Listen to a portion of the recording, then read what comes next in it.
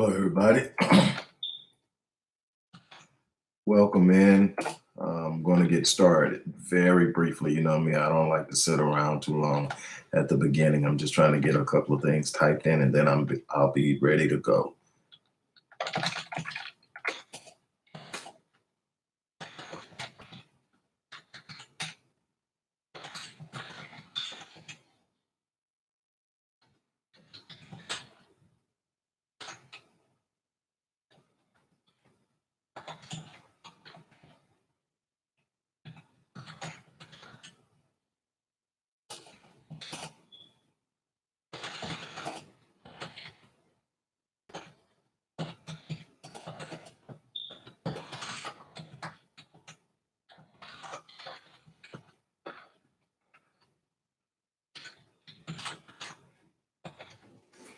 All right, welcome everybody. Sorry, normally doesn't take me this long to get started. I'm one of those that normally jumps right in, and I let everybody catch up as they come in.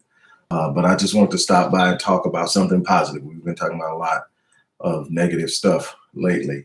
I am going to come back later and talk to you about what's going on in Zachary, Louisiana, something I brought your attention to on last night about the white teacher who has been accused, and it seems with all the evidence that she's done it, but accused of sexually assaulting a Black eighth grade student, the attempted cover up, and now things are coming out, and we want to stand behind the family, stand behind the Black city councilman who, despite threats, has come out and voiced it, brought it out in the open. She did several days ago turn herself in to be booked in and bonded out.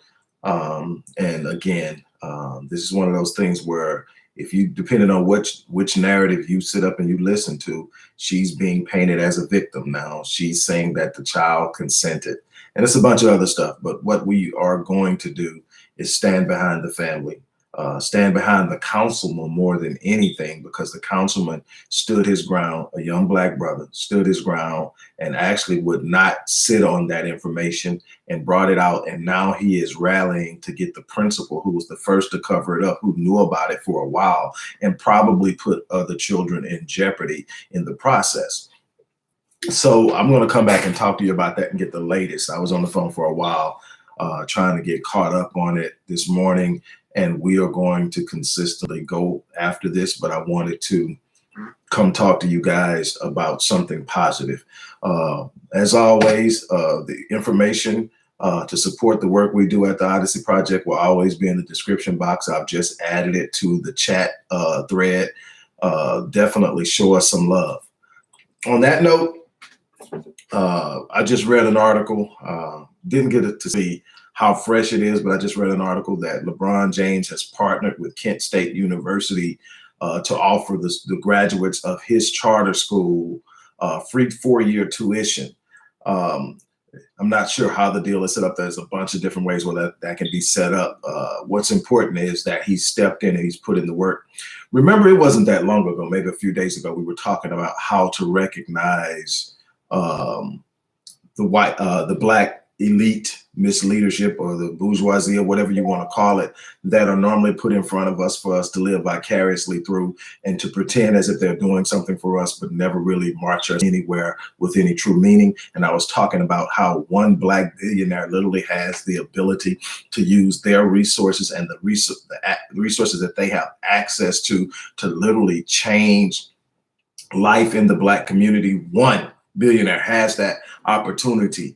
And I was telling you about some of the ways that they can do that by setting up institutions that are focused on funding Black businesses, institutions that will fund the renovation and rejuvenation of Black communities, institutions that will fund educational institutions. Just those alone sets us up for several different areas of advancement in society and socioeconomics. And if you do that in an empowering way, it beats giving $1 million for clothes, $1 million for food. That's giving. That's gifting. Gifting doesn't empower. It simply puts a Band-Aid on a momentary issue, and then that issue resurfaces once that is run out, and then you keep doing it, but it looks like you're doing something, but you're not. So if you really truly want to empower Black people, you empower the mechanisms through which they are educated. And when I talk about education, I'm not talking about the acquisition of academic skills. That's a small part of education. The two most powerful tools are the two most powerful things that you can give a child as a part of the educational process. Number one, a sense of identity. The child must know who they are. They must have a sense of their history, their culture, their personal identity of who they are, what they're capable of. You give them that, they can face down a lot of things that they might not even know the answer to simply that's baby. Simply by teaching them who they are. That's the first thing. The first thing is teach them who they are. The second thing is teach them how to think. Not the skills. The skills, they need to be taught. They need to find out. But what I'm going to tell you is this. I've had the fortune of working with all types of people. I've worked with some wealthy people. I've worked with people who are from poverty. I've worked with people who have unbelievably brilliant minds as society would see them. I've worked with people with Down syndrome, people with autism, kids with autism, people who consider learning disabled. I've worked with everybody. This is what I can tell you. I have yet to meet a person who does not have a gift. I have yet to meet a person who isn't gifted in some way, who has the ability to do something that enhances the life of other people, the lives of other people. And if you can enhance the lives of other people, you can make a living.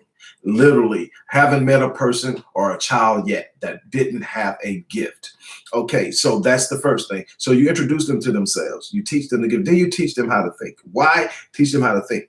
Because if you teach them how to think, they don't look to someone else to do it for them. If you teach them who they are, they don't turn to someone else to find out who they are.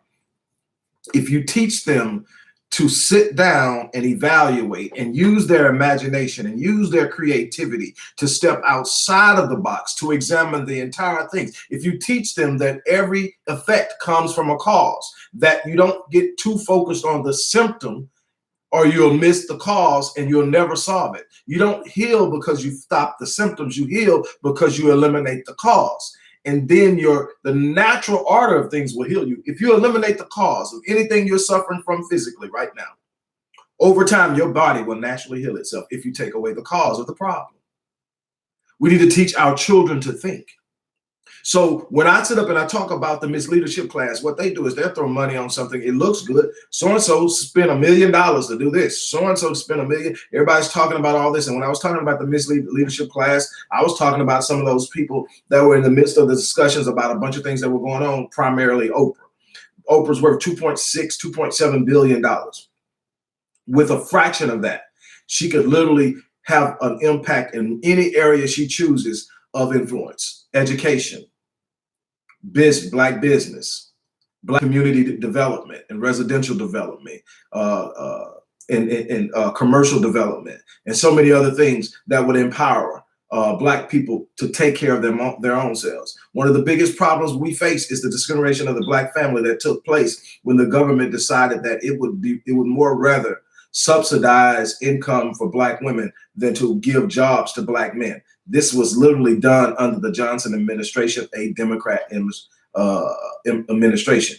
If you think I'm kidding, read The Negro Family, A Case for National Action, written by Daniel Patrick Moynihan.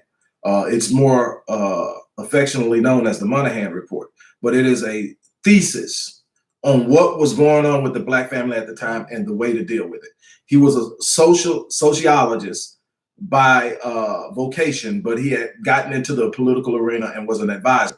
And he wrote this, and he told them it would be much better to take the millions of dollars we're going to put into welfare, food stamps, housing, all these other things that we're going to promise Black women and children. It would be better suited to create government jobs and hire Black men and let Black men take care of their families. They had the option, they had the data, they had the empirical evidence. They chose not to. Why? It does not benefit them to have us empowered. They would rather give us something, consistently gift us with stuff that does not point us in a direction of being empowered and taking on. It goes back to the old saying, give a man a fish, he eats for a day, teach him how to fish, he eats for a lifetime. We need to empower our people to fish. We need to teach our children to fish. Fish for whatever it is you want. Come up with the ideas for whatever it is that you think you need in your life in order to be. You literally cut the wealth gap. The moment you teach a child who they are and then teach them how to think, you have already cut the wealth gap. You have narrowed the wealth gap. Why? Because wealth isn't about what's in your bank account. Wealth is about how you see yourself and what's in your mind and what you believe you're capable of doing. You immediately impact that. And there are ways to do that with a fraction of the money that's being thrown around to nonprofit organizations that are doing nothing more than putting Band-Aids on bullet wounds. But look, LeBron says, look what I'm gonna come in. And just in that one act, now he's done a bunch of things. This isn't the only thing he's done, but he's done in this one thing that he's done for these kids that are coming out of his school. Now that's a small fraction of the population of Black children, but I want you to see how this can work. He's one basketball player of almost 1,000, if I'm not mistaken. Now, obviously, he's more wealthy than the average basketball player, but there are a bunch of them out there with some serious money. He's not even the top earner in the league. But check this out. You know, he's been very smart in how he's handled his money, how he's built his enterprise. So he's nice as far as money is concerned. He's in the hundreds of millions worth, and more than likely at some point might reach $1 billion. But hey, check this out. By just creating this one partnership, and reason I'll tell you and talk about partnership, because remember I said one billionaire with the money and resources they have that they own, plus the resources they have access to. Remember I said that. Go back and look at when I'm talking about recognizing misleadership, and it's in there. Right, so what happens?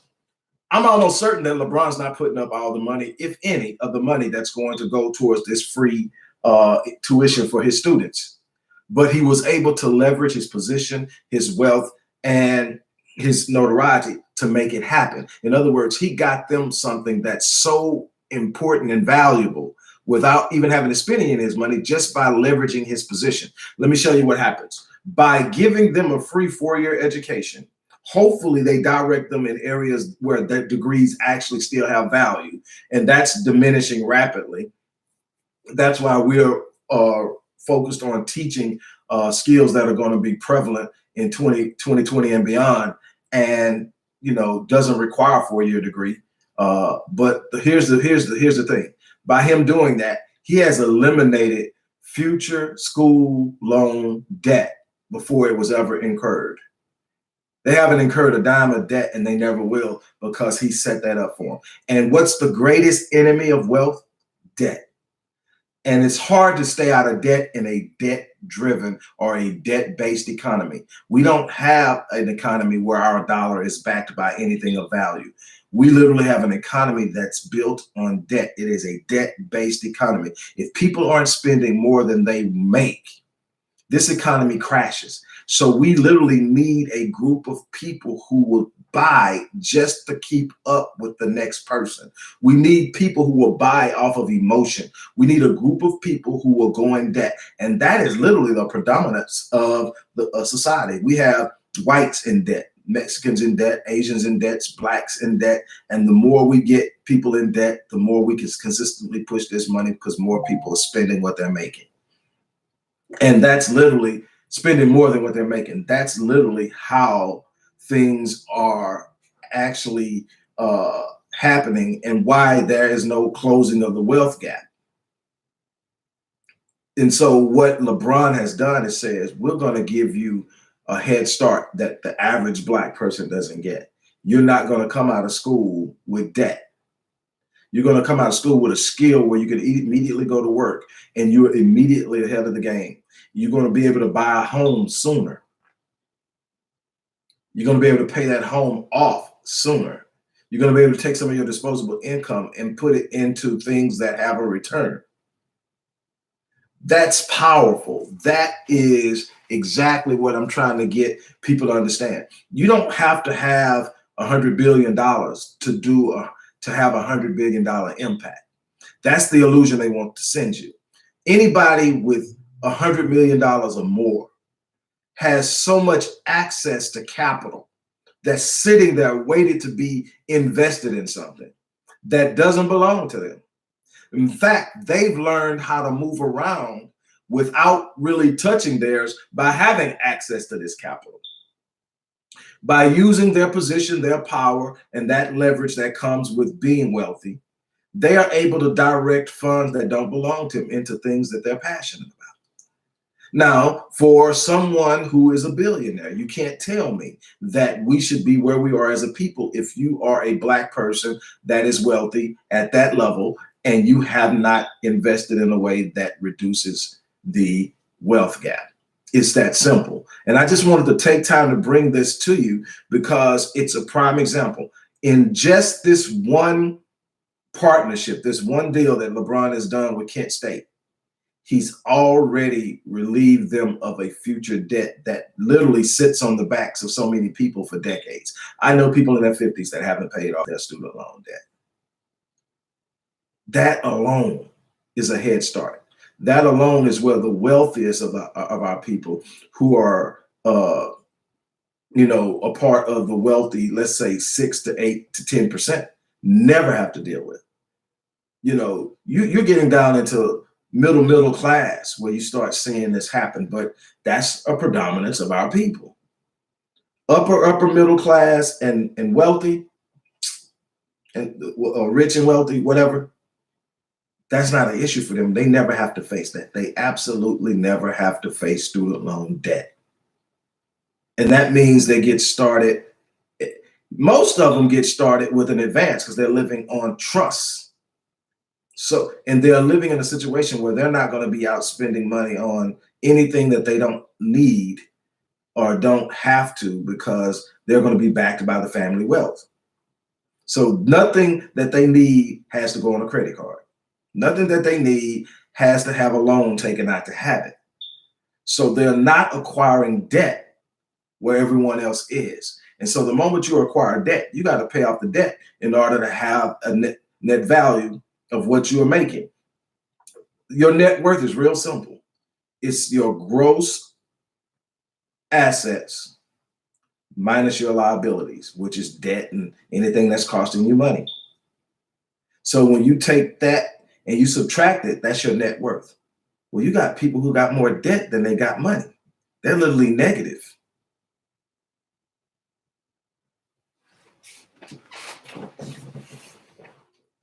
It is time for us to be smart about what we do. We can't wait on a LeBron James to come along and do this for us. We got to be smart. We've got to think. We've got to sit up and take time to really make good decisions about how we handle our money, how we move our money, and what we spend our money on, which is a part of it. It's another thing is empowering our youth to do things differently than we did. We, and me and my wife have been guilty of it, and I've been on her a lot lately. In giving our kids senses of entitlement, it doesn't help them. Buying them everything they want or feel they need isn't helping them. Teaching them the value of $1, teaching them that everything isn't meant to be spent on things that are transitory. My goal has been for the last 2 years, if it doesn't have value and I don't absolutely need it, don't spend money on it. Why? Because it's wasting. When that same dollar you spent on this thing that tomorrow you're not going to even know where it is, if that dollar was put off into something that had an 8.2% compounded interest, it would double in less than 12 years of just putting it somewhere. And that's not adding anything else to it. That's taking $1 with compounded interest in about, I can't really do the math right now, but somewhere around 9 or 10 years, it would double just by itself. And that's with nothing else. So imagine putting money in and consistently every week, $5, $10 every week into something and letting it sit for a prolonged period of time where it can grow compound interest. You could literally retire being the first generation millionaire of your family if you do it right. If you start early enough, the earlier you start with compound interest, the better it's going to work for you. It's a numbers growth game. It needs time to grow. And there are a bunch of things out there like index funds and other passively managed mutual funds. You don't want to go for aggressively managed mutual funds. They don't win, but about 4% of the time. And you don't have enough money to get off in the hedge funds and all the other stuff that can get some pretty quick hits. But the steady giver is something that's going to grow with compounded interest. And you consistently put into it. Matter of fact, tax yourself. Tax yourself till it hurts. Why? Because this isn't just about you. Getting money isn't just about what you're going to be able to do with it. Some of that's got to be so selfless. Why? Because it's money you're never going to touch. It's money you're going to pass on to those who come behind you, your progeny, your children and your grandchildren and their children. And that's what this is about. That's how you start to gain ground, is to think beyond yourself. Everybody, those who do get a little money go head over heels, and by the time it's over, you've got so many people, athletes, let's use them for an example. It's just not them, but athletes, let's use them for example. You got athletes earning millions over a 10-year period. And within 3 years of retiring in the NFL, 72% are quote unquote broke. In the NBA, 75% are quote unquote broke. Now, when you look at that and say, okay, I had all this going through my hand and yet I have nothing to pass my offspring, that's a failure. You got to think beyond yourself. You got at some point, you're going to have to live like you're broke so that you'll never be broke again. And that's just one little thing that comes up to my mind. There's so much more, like I said, but I just had to share that because it sort of shows what I was talking about when I said, yeah, it's easy for billionaires and ultra wealthy people to toss around money and make it look like they're really doing something. But if they're not empowering the people to take control of their own lives, they're not really doing anything. See, you don't want people to be eternally dependent. So the way that you make sure that they're not eternally dependent is you teach them how to take care of themselves, and then you give them the opportunity to do so. You open up the doors and say, okay, here it is, now do what you want. And here's what I can tell you. We don't have an achievement gap. We have an opportunity gap. What do I mean by that? What we have failed to do isn't because we're not capable. When Black people have been given even footing, we've outperformed those who we have competed against consistently. So it's not an achievement gap. We can achieve. It is an opportunity gap. We don't have enough opportunities. So if those of us who find ways to succeed in this world and gain resources want to really truly help the collective, we've got to create opportunities. It ain't about what you buy for somebody. Buy them a house, buy them a car. None of that is empowering them. They still have to have the capacity to take care of themselves. So you give them the tools, sense of self, critical thinking, and all the rest of it they can figure out. And then you say, here's the opportunity. You provide them with an outlet to where they come up with an idea and they can source that idea. And I guarantee you, you're going to see the wealth gap shrink. That's the thing that scares them, the mainstream, is that if we get half a chance, we're going to blow the roof off of it because we're that creative. We've had to be that creative just to survive. Imagine if we're given equal footing. And they understand that it's our responsibility to hold those who have the capacity to do so accountable. You're either for us or you're not. Stop shooting the BS. Stop setting up smoke screens and making it seem a certain way. Fund the programs that are actually going to empower your people. And you can do it. Watch how many won't, though. That's how you know they are part of the misleadership class. They're more concerned about their white friends, their position and status within the white collective and the white system than they are about empowering us. We're simply something to be exploited. Everybody's exploiting the impoverished Black. And impoverished people and I'll impoverish people to a certain extent, but we're specifically focusing on us because we have to deal with us first. So you got the white politicians, they're exploiting us for the vote. You got white businesses exploiting us for cheap labor.